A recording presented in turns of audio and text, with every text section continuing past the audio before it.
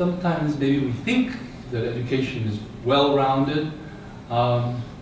Maybe as parents, or uncles, or aunts, we don't know what part of the picture is missing and where perhaps we can contribute. I'm going to suggest to you that education is quite incomplete, as I know it. Despite, you know what, some of the best intentioned people in the world go into education as a career. And we have one right in our group, she's retired now. But I really honor their intentions. It's the system that I find difficulty with. It's a work in progress, let's say, our education system. It needs to learn still. And my own attitude is that from an early age, there are, say, 3 subjects which everyone should learn. The one is how to live. And there are elements of this given in school, I know now, in the last few years. But I think this should be a full-blown subject.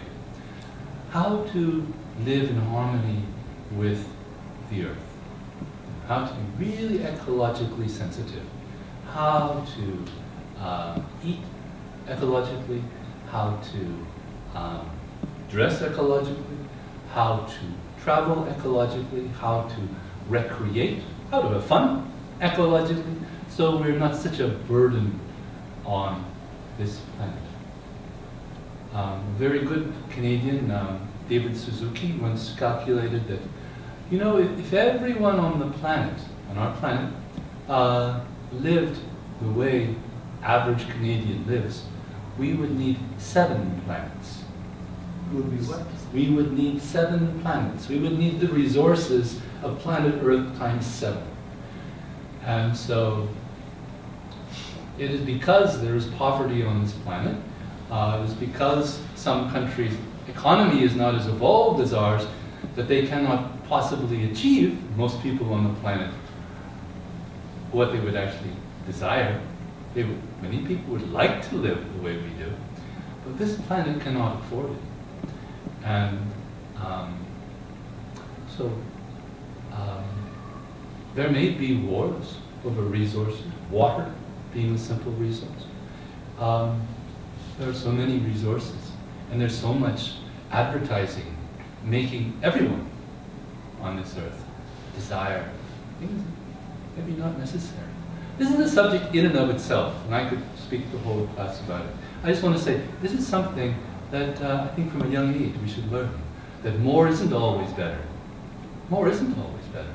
And we need to live responsibly. We need to think not only about you know, your plate, or your toys, or your car, or whatever, you know, impressing people.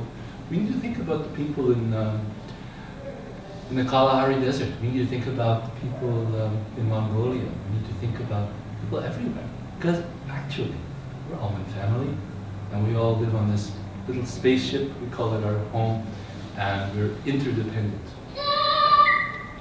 And we're not taught that way. We're not educated that way. And too much is I, me, mine.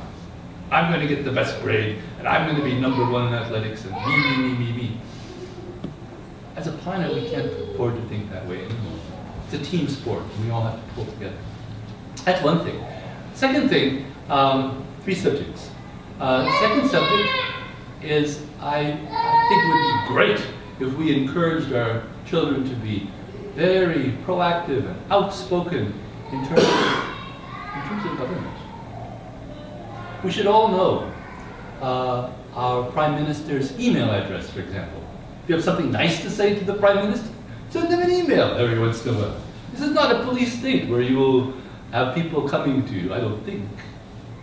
Though there's a lot, you know, there's a lot of snooping and there's no secrets. But we don't have that kind of police force yet, that they will visit you if you write the Prime Minister a critical email.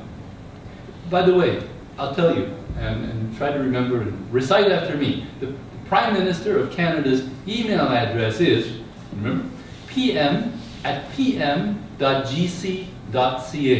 Can you say it back to me? PM. GC for Government of Canada. It's a good thing to know. I write him every once in a while. Not too much, I don't want to bother. You get a reply back? Not directly, you get it from his staff. He has a big staff. But, yeah, sometimes, you may notice, sometimes our government does not serve us so well. And sometimes we need to make the government responsible. One way is to communicate with them. Sometimes protests are useful. Sometimes just a lot of emails. Sometimes a petition. And sometimes if you want to get rid of a government, it's good to know, for instance, if they have, they run candidates all across the country, know which riding they just barely got in last election. And target those ridings. You know, that's strategic thinking. I think everybody should do that. I was in Ecuador a few years back. Just happened I had a student who was in Ecuador. She invited me to come teach yoga in Ecuador. We had a nice time. I also firsthand saw a country with a very popular government.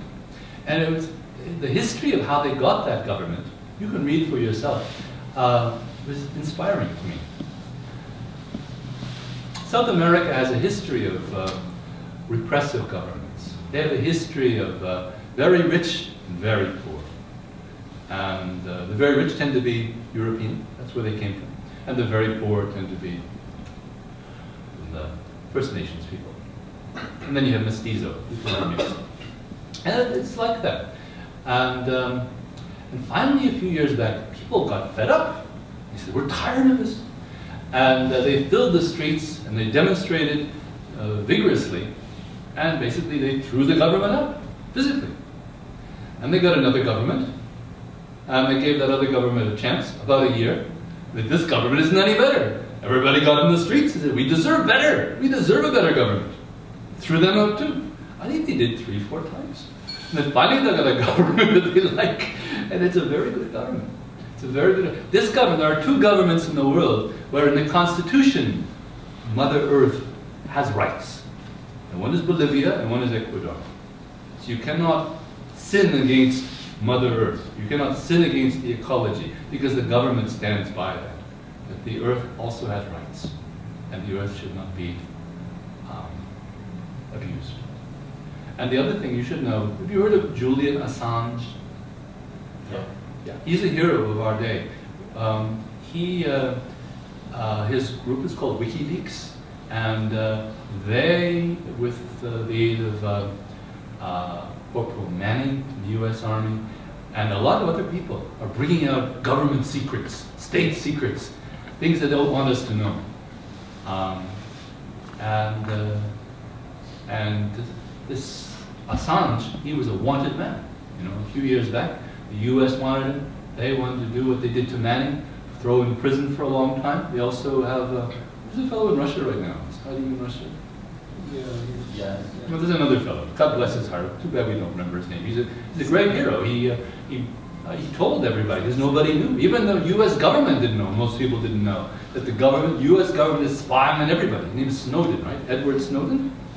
So he's lucky he has a home in Moscow for a year. Assange, I'm talking about Ecuador, he was given asylum in the Ecuadorian embassy in London because that's the kind of government they have in Ecuador. They have a people's government, a fearless government. So I'm saying this is another subject. We should talk about how to, you know, if the government is not serving, if you really think it's not serving the planet, the ecology, how do you oppose that government between elections? Personally, I don't think we need representative democracy so much anymore. It used to be when Canada was started, we needed to elect people in Brampton and then send them to Ottawa, so they meet with all the other people from Manitoba and all the because they didn't have internet. You don't need all of that. You can run by referendums, which is the Swiss way. In Switzerland, if you study their system of government, all the representatives do is they gather and they put together the questions. And then we give it to the people. Let the people decide. You want to raise taxes? Yes or no? You want to have a bigger army? Yes or no? You want to spend more money on restoring the environment? Yes or no? So you decide as a citizen. Which is, I think, it should be. People rule. But the third and most important subject, which is not covered, is happiness. Very big subject, isn't it? You know, not everybody really wants to be rich. A lot of people do. Most people want to be popular. But everybody, absolutely everybody, wants and deserves to be happy. And that subject is absolutely ignored. Some in the religious education system, they think, well, if you just be a good Catholic or be a good Sikh or be a good Hindu, you'll be happy. It doesn't always work that way. It doesn't always work that way. You need to know how to manage disappointment. You need to know how to manage stress. You need to know how to, I think personally my bias is towards yoga. How to breathe, how to take care of your body so it does not deteriorate before it. Watch the body deteriorate. The maintenance of the body goes on. And the big part of being happy is be yourself. Be original. Don't be afraid to be unique. There's no such thing as normal. They don't teach that at school. You know, there's no normal. They have averages. Different ways of calculating an average, mean average, other average. But simply from our point of view, we have a mantra for that, which is Sat Nam. Can you all say Sat Nam? Nam is your identity. Sat means, I researched it, okay? I wasn't happy with the explanation I got. So I looked at it, and Sat originally is a Sanskrit word that means is. Is. And so frankly, something either it is or it isn't. Asat means non-existent. Asat. Asat is something. So when you relate that to your identity or Nam, it means be what you are. Be true to yourself. Simple. But not so simple, because it takes a lot of courage, it takes a lot of nerve sometimes. People might want you to be something